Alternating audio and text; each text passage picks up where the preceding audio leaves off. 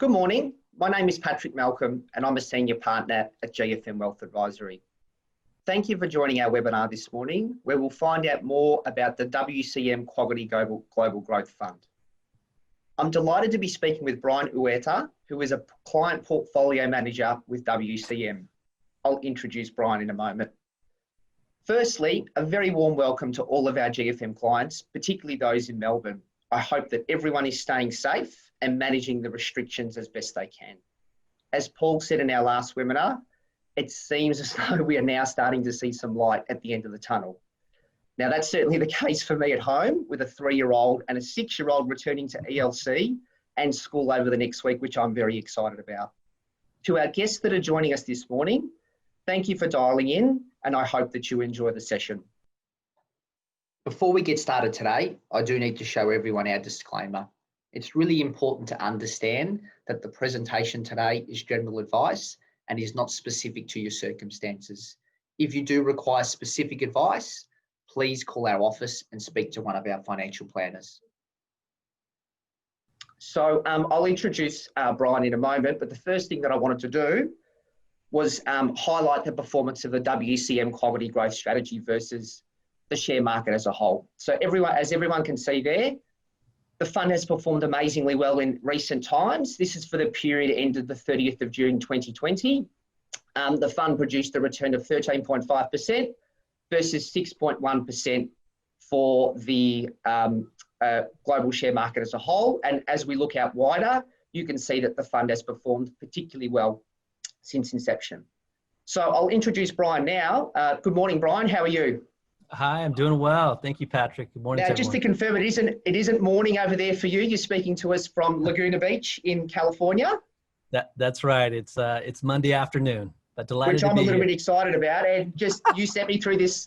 Did you send me through this before the session, Brian, just to show everyone the view from your office? It does look. It almost looks like that. It's boy, that's a beautiful picture. But yeah, there might actually be a few of our colleagues out there. No.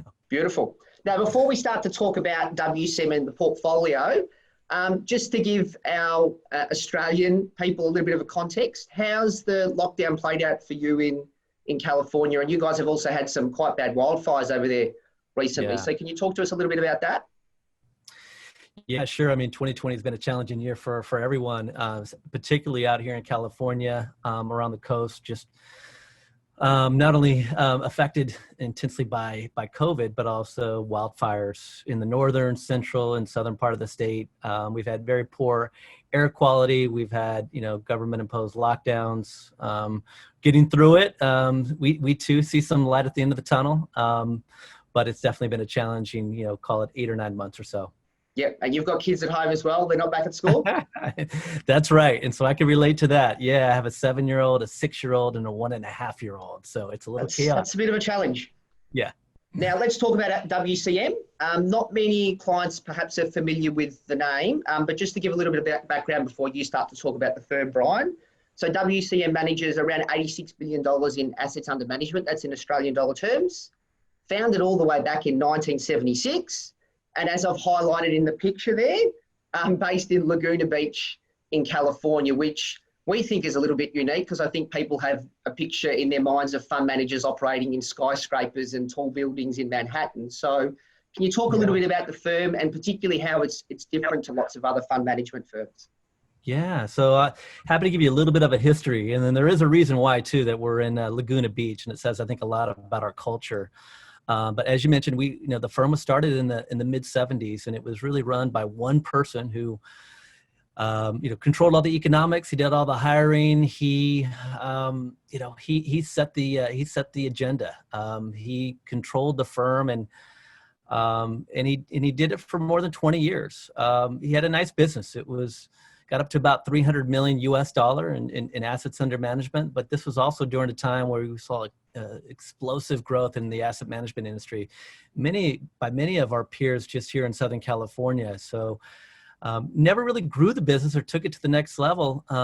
Partly, we think, because of some of the things that I described. He controlled all the economics. He made all the decisions. It was a little bit of a revolving door with talent.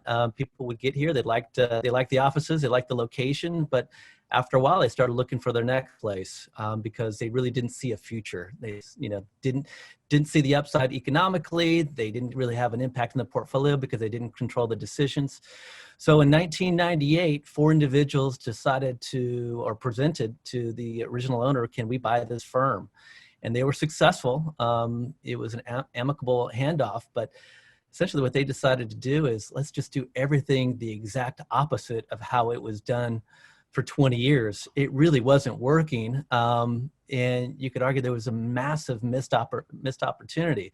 So they say it jokingly, but in reality, they meant it. They said, they would oftentimes when facing a tough decision, they would joke and say, what would the previous owner do? And then let's just do the opposite. But most importantly, they really laid out, let's build something that will endure, that will attract people, it will retain people. What is the right way to build a business for the long term? And that's really when the seeds of culture started to happen. And so right from the start, there was a little bit of, let's all put our arms in and rally around this agenda, if you will, about sharing the economics, being as transparent as possible. And they decided to kind of endeavor in this firm where in the past it was a very formal and rigid firm. Let's go informal. Let's not be as rigid. And that affected the way people dressed around the firm. It impacted the way people invested and thought about the markets.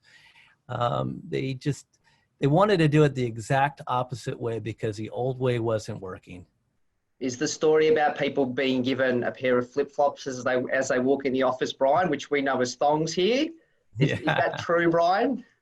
It is true. And I would say on any given day, at least 90% of the people are wearing their flip-flops. It's, it's something symbolic. It's something that, hey, we could relax, but most importantly, we could trust each other. We could trust that you could be relaxed, but I could trust that you're going to work your hardest and that you could be happy and that the shoes that you're wearing doesn't matter. It's your passion, your curiosity, your willingness to take the extra step and your commitment to the firm. So just for you, if you don't mind me asking, I'm sure you enjoyed your time at Merrill Lynch, which you were there for a while, and then you've now moved across to WCM. Maybe compare and contrast the cultures between the two organizations, if that's possible. Sure. Well, one's very big and one's very small. So for size matters, but just in terms of culture, I think there's also just a lack of fear here that perhaps at my old firm, there would be, there'd be more concern. There'd be a fear of what can I say? How can I challenge, the conventional way we're doing business? Can I challenge my supervisor? Also, what can I really do to make the firm better? At this firm, the door is always open. You could go directly to the people who are running the firm. You could present ideas. It's very transparent what we're doing. There's no secret meetings behind closed doors and corner offices. You could be yourself. You could talk about what you're struggling with. You could talk about, what you really want to do. It's just so much more entrepreneurial. And there's just a trust. There's a trust factor that I just didn't really have necessarily at my old firm. I worked for an amazing firm for more than 2 decades, but the culture is quite different. And what this place is completely different and completely unique from other asset managers, many of which that I've worked for. This is a firm that's really different. You might describe them as, being the scientist and we're the artist, they certainly seems that way. Yeah, they're the city slickers, and we're the guys on the beach. We're just a different group of individuals that are incredibly passionate about investing and just intellectually curious about the markets. Now, I want to jump to talking about the portfolio, Brian. Starting to talk about how WCM looks at investments. And I think the people in the office, as well as our clients, get sick of me finding Buffett quotes and quoting him relentlessly. So I'm a bit of a Buffett fan. But I know WCM is very big on economic moats. And this Buffett, I had to go and find a Buffett quote about moats because he probably popularized the term. But a good business is like a strong castle with a deep moat around it. I want sharks in the moats. I want it untouchable. So can you talk about how WCM thinks about moats, if that's possible? Sure. Yeah. Well, we have a tremendous amount of respect and admiration for Warren Buffett, and also Charlie Munger, who obviously has worked with Warren for many decades. Yeah, and we're in agreement. We do think that economic moats matter. I think our new twist on that is that it's not just the strength and the size of the moat. What's most important is the trajectory of the moat. And we would argue that in the 1990s, when I believe that the idea of an economic moat from Warren Buffett was originated, a lot has changed since then. We certainly have learned from our own lessons about the importance of moats, but also, most importantly, the trajectory of moats, which I'm sure we could talk more about in our discussion today. Yeah. Okay. So the next thing that I want to pick up on, which I think makes WCM a little bit interesting as a fund manager, Brian, is the focus on corporate culture. So I've got a couple of quotes here. One's from a Harvard professor, and the other one's from Paul Black, who's one of the partners at WCM. Yeah. So can you talk about the focus that WCM have on corporate culture when it comes to investing? And my understanding is that you guys estimate that you spend about 95% of your time looking at the moat and the corporate culture of an organization when it comes to investing. Yeah, you're absolutely right. Culture is something we're incredibly passionate about. I think the journey started probably more than 15 years or so ago, which is quite unique. It wasn't discussed at all back then, and even now it's not as discussed as we think it should be. But you're absolutely right. Culture is very important, and I guess maybe to take a step back to just kind of define what culture is. I mean, yeah, absolutely. It's a set of values that we think drives behaviors.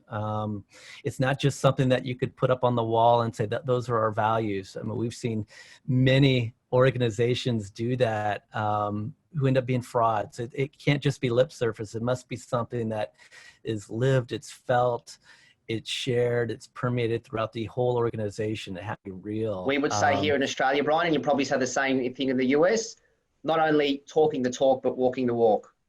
Absolutely. Yeah, I would agree with that. We would agree with that. And in our opinion, it's really separates the really good companies to the amazing companies. Just company cultures, which we'll go into some detail in what we're looking for, really distinguish themselves. And in fact, we just think that it's probably the most overlooked key ingredient to long-term success, investment success that is out there. We strongly believe that. So can you maybe give us a couple of examples that of companies with a good corporate culture that have succeeded as a consequence of their culture or to do with their culture, and maybe a couple of examples of companies where their culture has detracted from shareholder value? Sure, happy to. Well, we have, most of our companies have really strong cultures in our portfolio. I would start by saying that, our first criteria is an expanding moat for starters. But secondly, and a close second, is that the company needs to be supported by a really strong culture. So we're looking for three things when we're analyzing culture from a very high level. We're looking for cultural strength, cultural adaptability, and then culture strategy alignment. And strength is, what are the kind of the shared common stories? What's the rally cry when things get tough? What is the thing that if you ask 9 out of 10 people at the company, they'd say the same thing? It's what you just know and feel when you're there. That's what we're talking about, and that's important. You spend a lot of time with the employees, speaking to employees about the culture, Brian? Yeah, we do. We just to take a step back on how do we get there? How do we suss out culture? It's a journey. It's not easy, and it's not something you could do overnight. We actually spend a lot amount of time, and it's quite frankly, that's why we think a lot of people just don't do it, because it doesn't pencil out in in a Excel spreadsheet. It actually requires a lot of feet on the ground, a lot of interviewing, and quite frankly, a lot of like investigative journalism. But yeah, we talk to existing employees, former employees. We talk to companies, customers, their suppliers, their competitors. We talk to mid-level managers. We talk to some of the executives at the C-suite level as well to really cross-check and what people are saying. And we speak to industry insiders as well. Some academics have been very helpful. So we really take a full 360-degree approach towards really digging into culture. But if I were to carry forward on it, adaptability is another key thing. We do want companies that can respond to changes in their marketplace. They're quick to adapt. They're quick to see new opportunities emerge. They learn from their mistakes. I was going to ask, because I guess the concept of culture is continually evolving. I think the idea of a good corporate culture in the 80s is very different to what was considered good corporate culture in the 90s and good corporate culture now. Yeah, you're absolutely right. It's it's funny you say that, because so many of our competitors, I think, said, yeah, we look at culture. We ask the company, to describe their culture. Yeah. And it's really not just about that. You'll get a canned response, and we've become really good with the help of others, really asking what we think are the right questions to dig into culture that teases out priorities, goals, incentives, what's important, what's not, where they're putting their research dollars, their capital expenditures.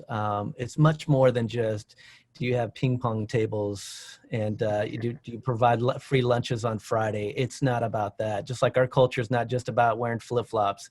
Yep. It's much more than that. So yeah, we do a lot of work around it. And quite frankly, we think that's one of our most important competitive advantages versus other managers. Understood. Now, I think this links to the concept of the moat, Brian. Sure.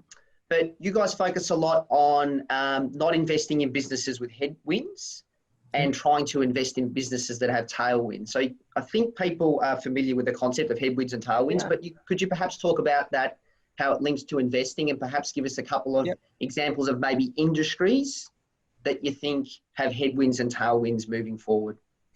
Yeah, happy to. Yeah, no, that's important.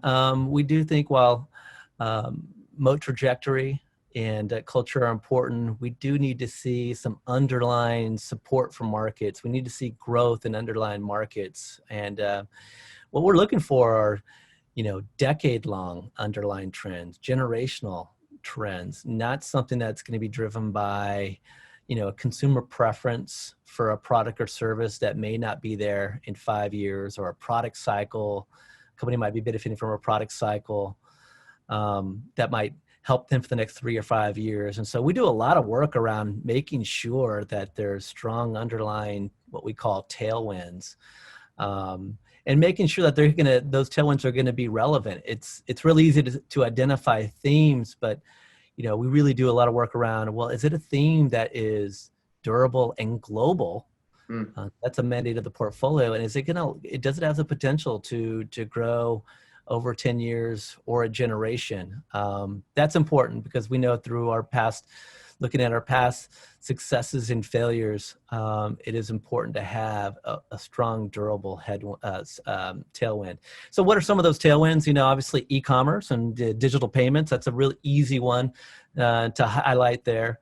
We also think that there's always going to be a long tailwind for luxury, which we could talk a little bit about that. Just this, and I think one of the stocks that we'll talk about later, Brian, definitely falls into that category.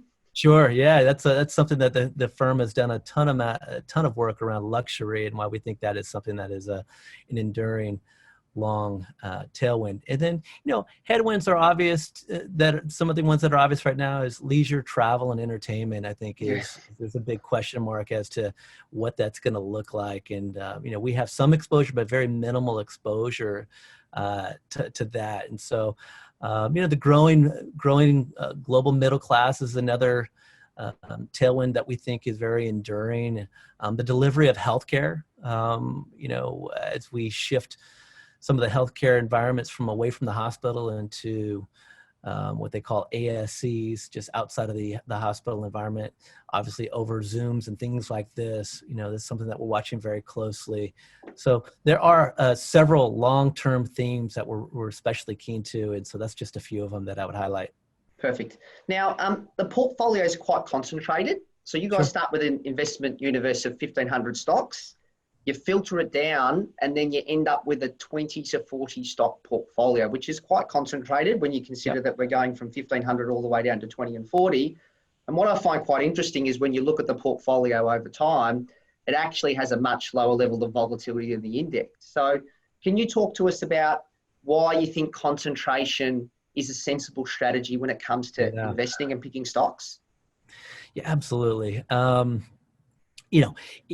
For starters, I mean, if you have a 60 or 70 stock portfolio, there's just no way that 50th or 60th idea is anywhere as attractive, or you like it as much as you like your first through 10. We do find that 30 to 40 number just gives us good exposure to the best ideas globally across a lot of different end markets and different countries, different currencies. And there's so much beauty in keeping a short list of stocks in the portfolio because it forces you to make tough decisions. We're not always going to, catch every single stock, and that's okay because we just know that the stocks that we have in there are ones that we have a lot of conviction in. It's a little bit of a cage match, if you will, of ideas. Best ideas win, and it forces us to really consider ideas. If we start losing conviction, we could go back to our list of stocks that are on that short list of potential ads and say, does this stock, is this idea better than what we have currently? We don't turn over the portfolio, as you know. We keep portfolio turnover quite low. And we think a lot of that is because we put so much thought into which stocks we have in the portfolio. So long way of saying we think 30 to 40 is the right number. We don't want to encumber the portfolio with stocks that we just don't have a lot of conviction in. We've got to this number through a lot of experience.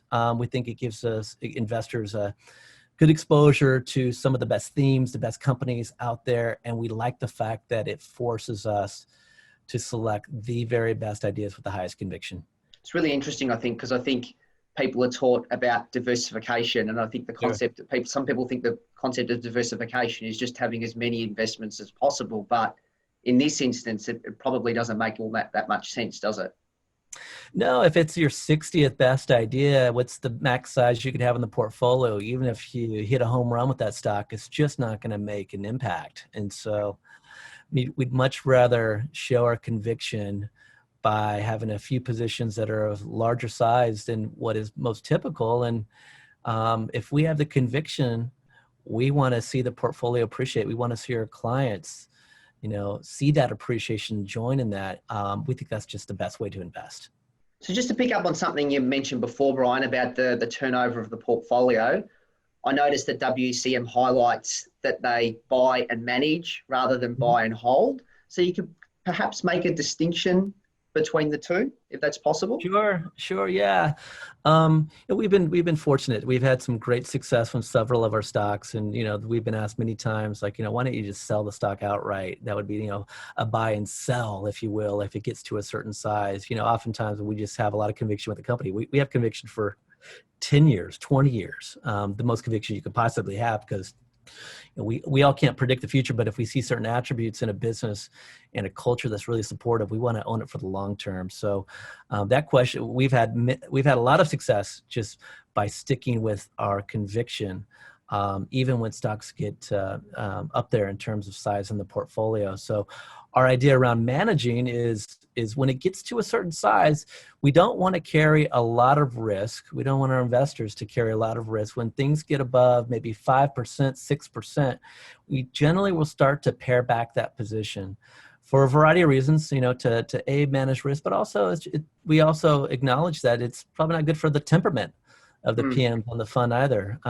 We shouldn't have any outsized positions because we just don't want that to affect cloud any decision making either. So, that's what we call buy and manage. When stocks appreciate, we'll pare back. The idea around best ideas too. If we have a starter position that is 2% or 2.5%, and it drifts lower, we begin to ask ourselves, like, what is our conviction level here? We should be adding to it, or is there another idea that we should replace it with? So there's a lot of thought just in terms of the size of the position, our conviction level, and the risks that we want to underwrite in the portfolio.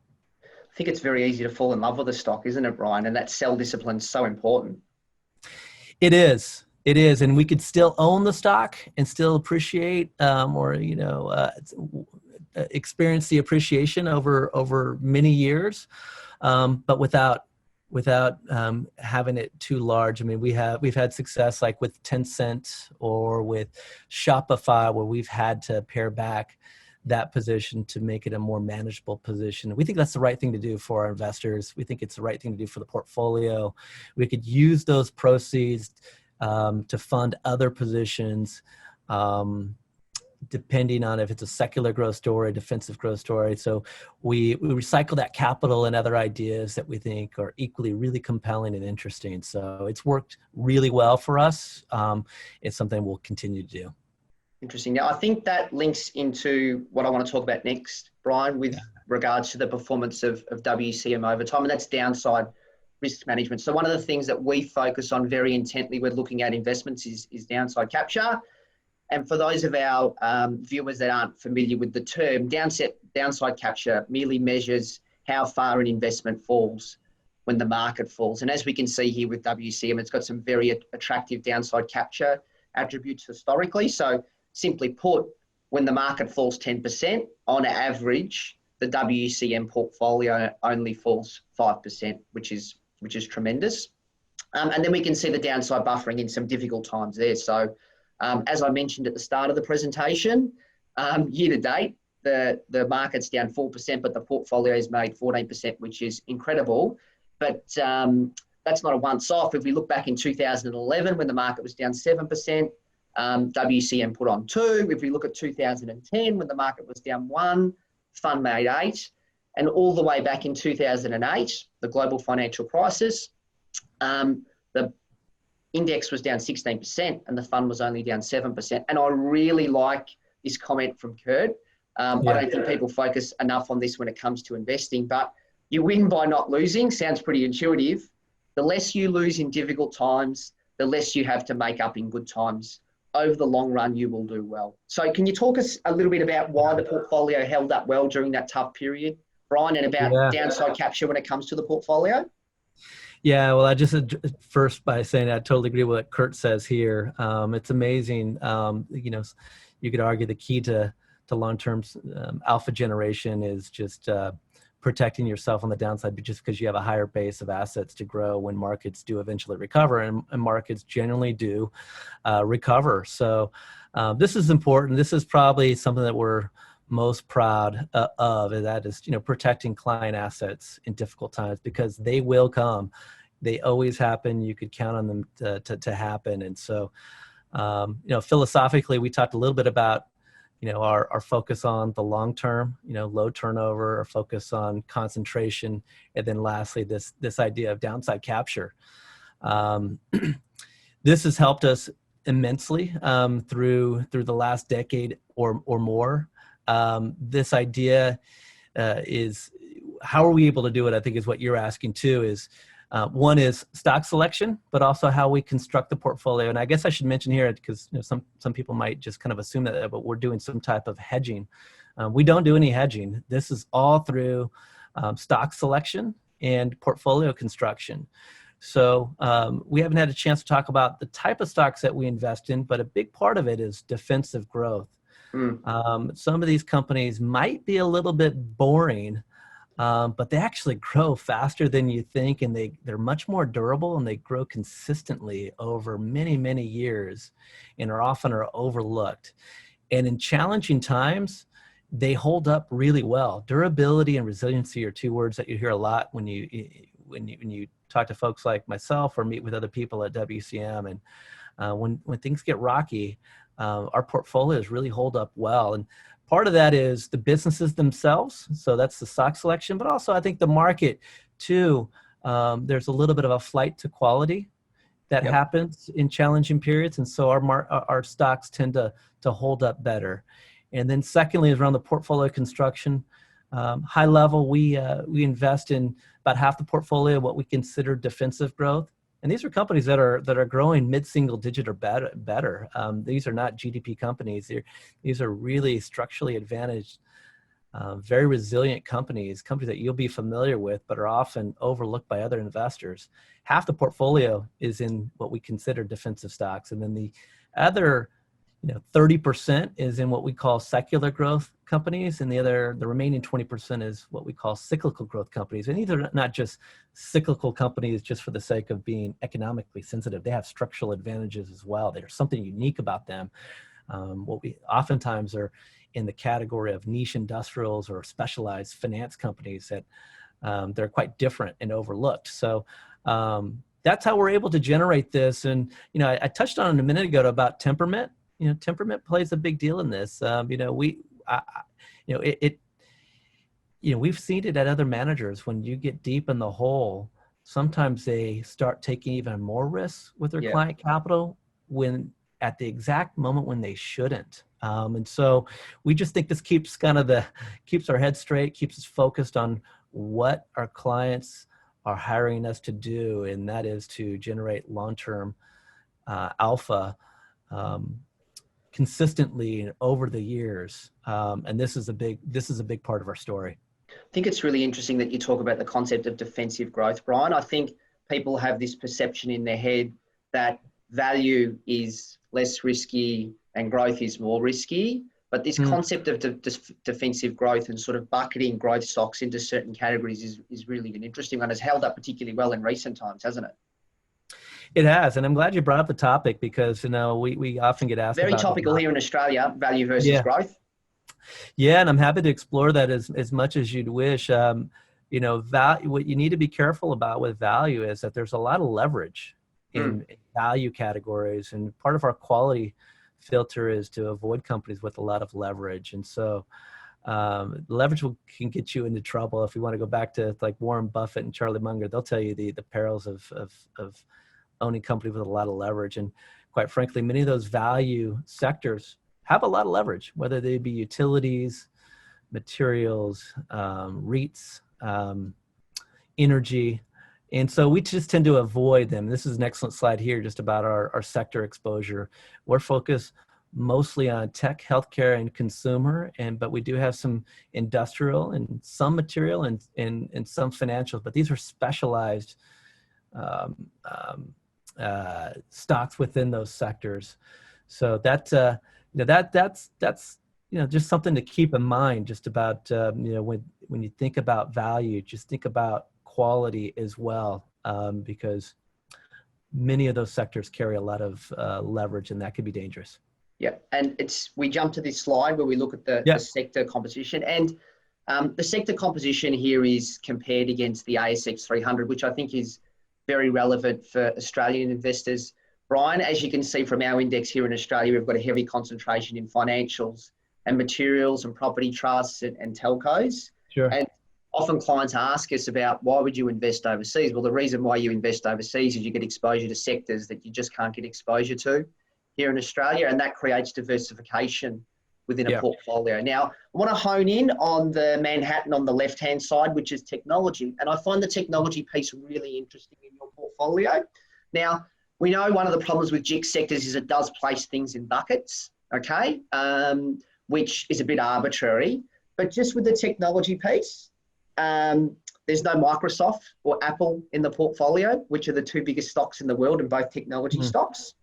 And there's also no Facebook, Amazon, or Alphabet, which is the old Google, which people consider to be technology stocks, but obviously don't fit into the technology GIC sectors. And they're some of the biggest companies in the world as well. They're all in the top 10. So I think when you spoke about headwinds and tailwinds, I think people would put those stocks into the tailwind category. So I'm interested to understand why you've got that big exposure to technology but don't Yeah. have those stocks in the portfolio. Yeah, sure. Yeah. Well, this is also a good reminder. I mean, we're a growth fund, and so while I mentioned leverage in some of the what are more value oriented sectors, many of those sectors just aren't growing either. So that's an important part too. Distinction is that we're going to traffic more in the growth sectors.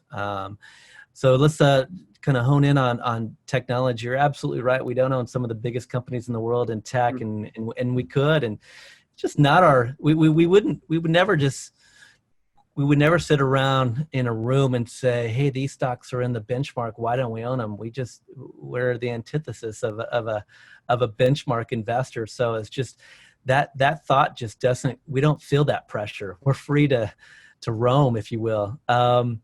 We have owned many of the stocks that you mentioned, just so you know, the exception being Microsoft. I don't think we've owned Microsoft, or if we haven't owned it in at least 10 years, and I don't think we've owned it in this portfolio, but we have owned the others. And so it's a fair question of, well, why don't you own them now? And for each one, I could give you some examples why. And first of all, we would say also those are great companies, but as I mentioned too, I mean, it's a best ideas portfolio. So tough decisions are made. Sometimes they're really tough, and we have to jettison ideas that we like, but we find ideas that we think are more compelling.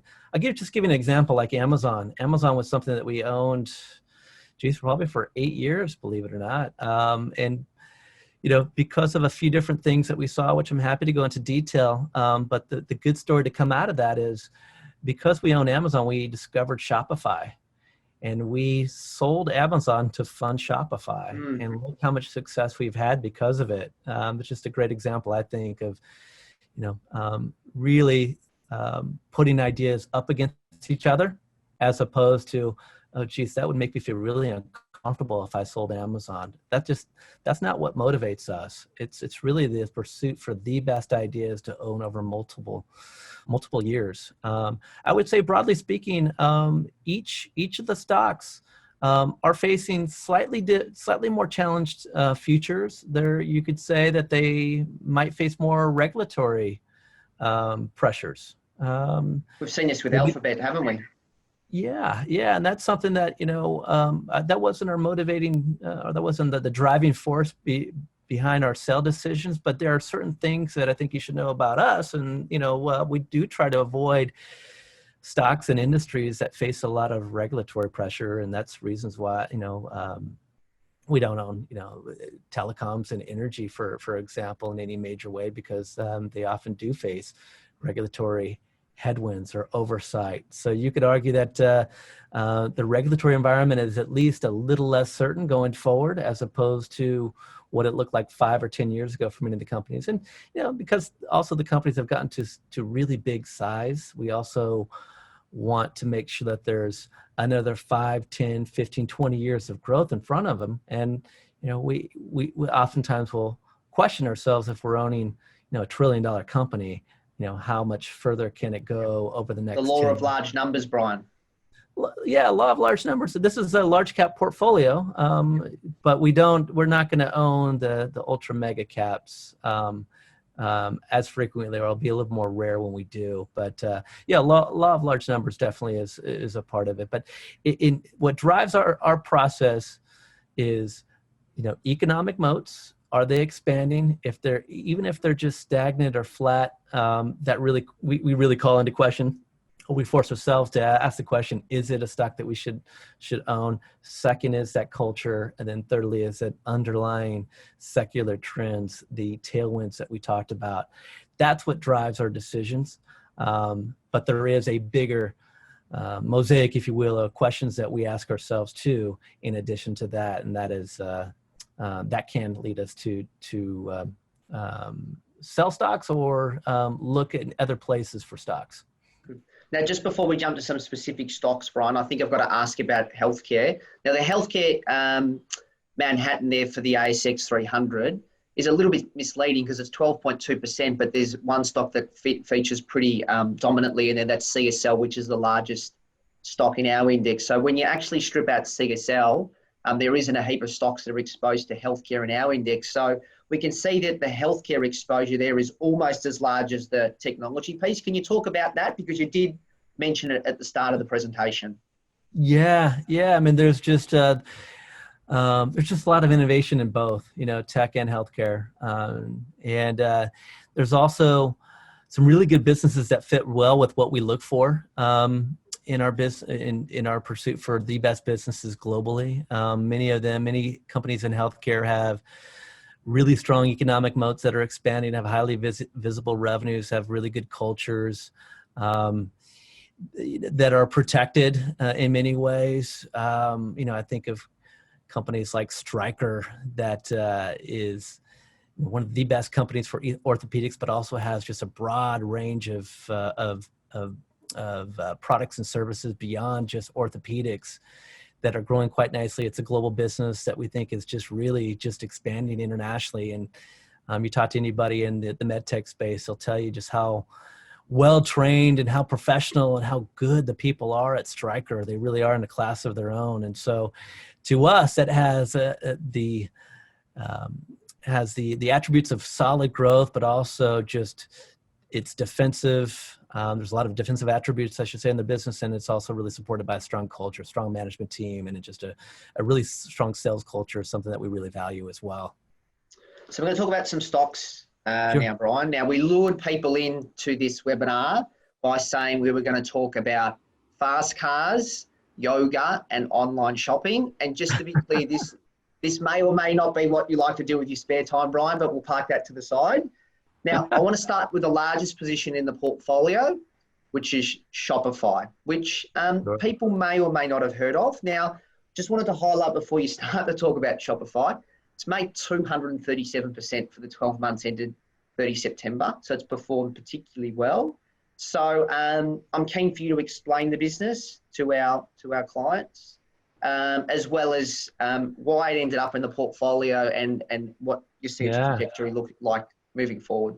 Yeah, I guess I should go back in history a little bit because it is important. We were shareholders of Amazon, and we were talking to some of the third-party merchants about, there's just growing discontentment with Amazon, essentially. When you're a merchant, a third-party merchant on Amazon, you really give up a lot. You get a lot of demand, but you're also, you're giving up a pound of flesh, if you will, in terms of a take rate or commission that they earn, and you don't get the data around who's looking at the product.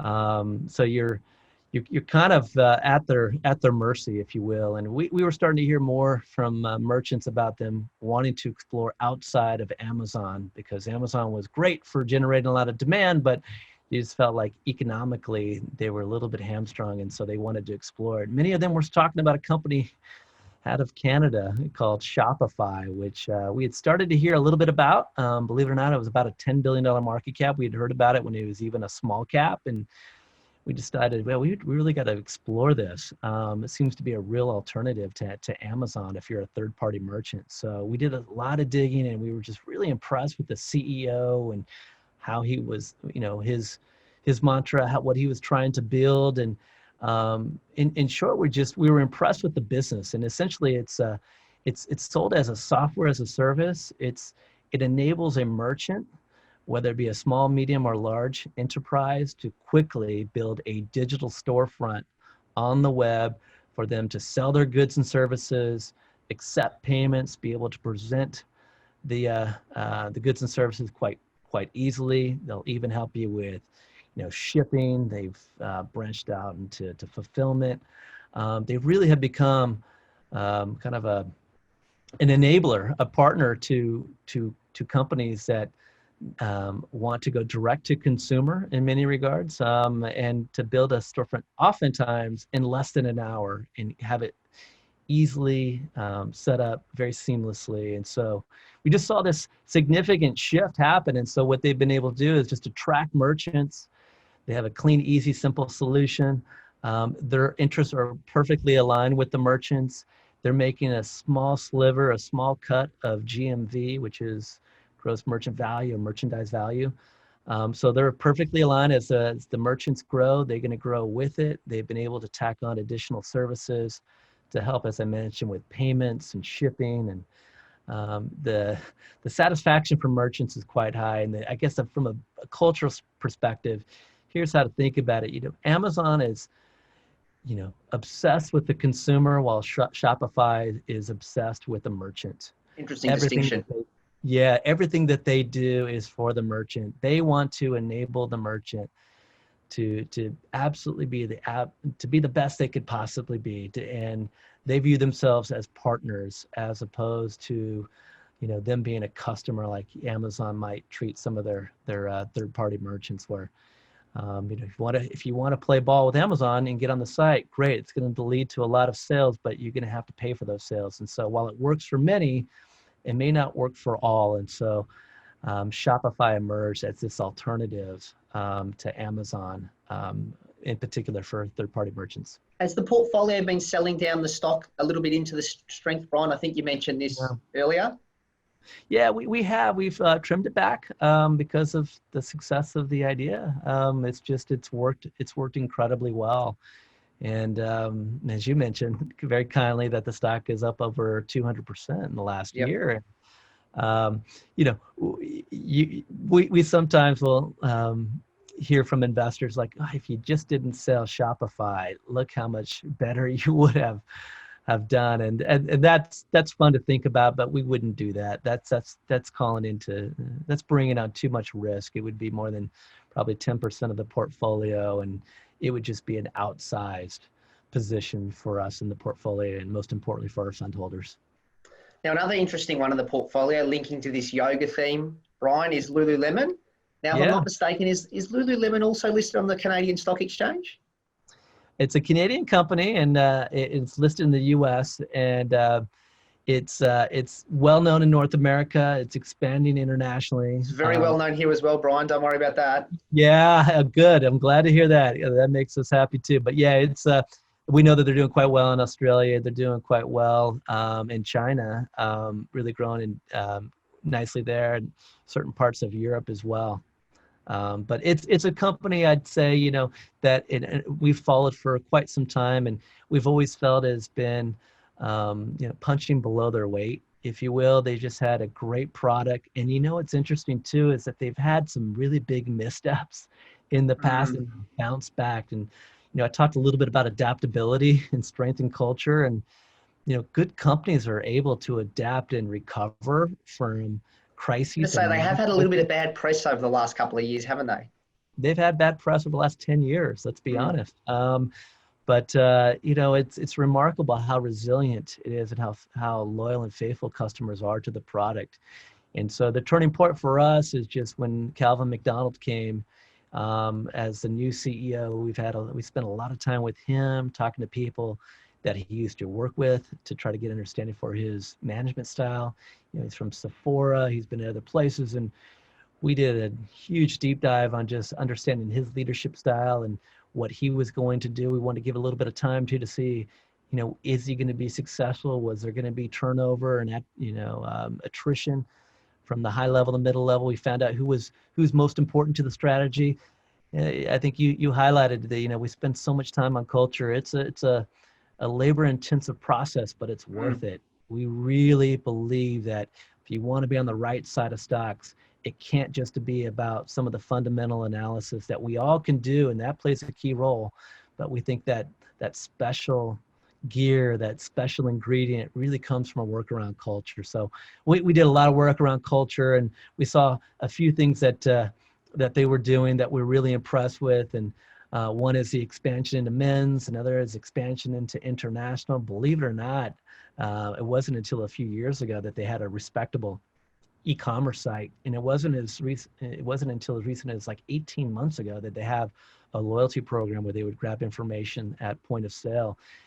Founders before Chip Wilson, through subsequent CEOs, felt like that would hinder the experience. Our customers don't want that, but I think it's proven that they felt like, hey, the customers really want to have that contact in the stores, but we just felt that it was so limiting to the growth. So we're really happy that they expanded into e-commerce and omni-channel and being able to deliver product from all over quickly, and then also the point of sale and just building loyalty with customers. And to us, that was just completely congruent and aligned with community, which is a big part of the culture, is building community and connection with people. So it did make a lot of sense to us. We're glad that they saw that as opportunity. And so we think the future is incredibly bright for the company, and we're really happy with how things are going.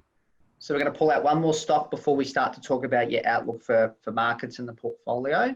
Yeah. It's Ferrari, I think the most interesting stock in the portfolio. It's not in your top 10, but it is in the portfolio.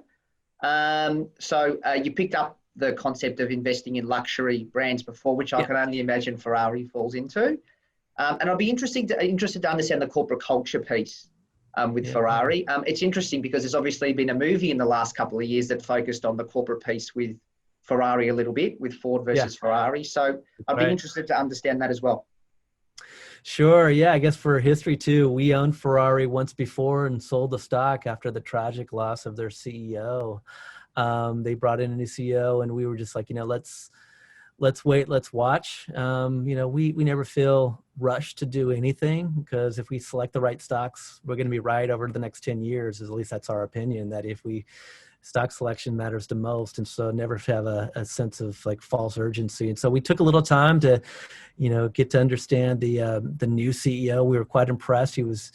We were skeptical at first. He was non-Italian, and we thought, with a culture so rich as Ferrari, that you're going to need an Italian, or at least somebody that speaks Italian. In fact, he didn't, and so we had some natural skepticism, if you will. But as we got to know him and watch him, and we just felt like this is a business that we've always really loved, and we have a long history in luxury, whether it be with Hermes, we're owners of LVMH, longtime owners.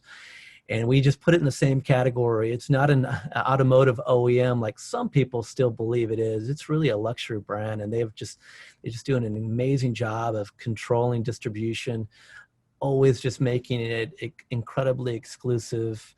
Just the image of that prounce, that galloping or prancing horse. Very distinctive, isn't it?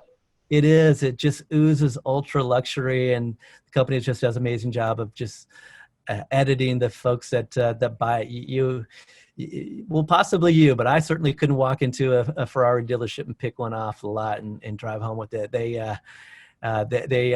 reserve that for people who have been a Ferrari owner in the past, or someone that they've cultivated a long-term relationship with. It's a little bit of a courting process. And so the wait list continues to be quite strong, and it always has been, even through difficult economic situations or periods of time. And we think they just do an amazing job just preserving the brand, controlling distribution, never saturating the market, developing new products, incredibly close to their customers, and most of their customers are repeat buyers. And so it really fits well with our luxury framework, very similar to some of the other ideas that we've had. Just with the culture, I guess maybe I should mention the timing of it, because we often look for market dislocations to move in, lean in, if you will, on ideas that we like a lot. And we bought Ferrari just in the midst of a lot of volatility in February and March. And if you probably will remember, Italy was one of the hot spots, one of the very early hot spots, in Milan. Yeah, absolutely. And Ferrari and the whole index in Italy just got re-rated lower.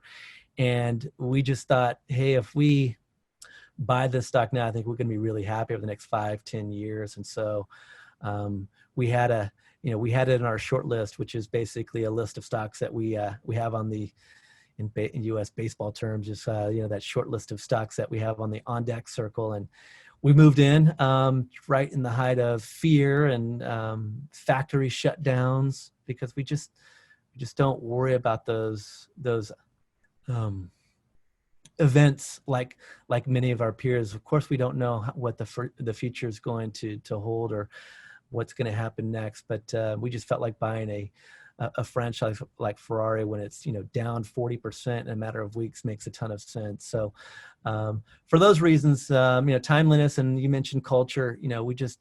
We've always been impressed with the culture. The culture is A, quite strong, and B, it adapts very quickly. We even saw that through the crises, just in how they were managing their employees. They continued to pay them. They continue to look out for their families. They continue to adapt very quickly despite the crisis.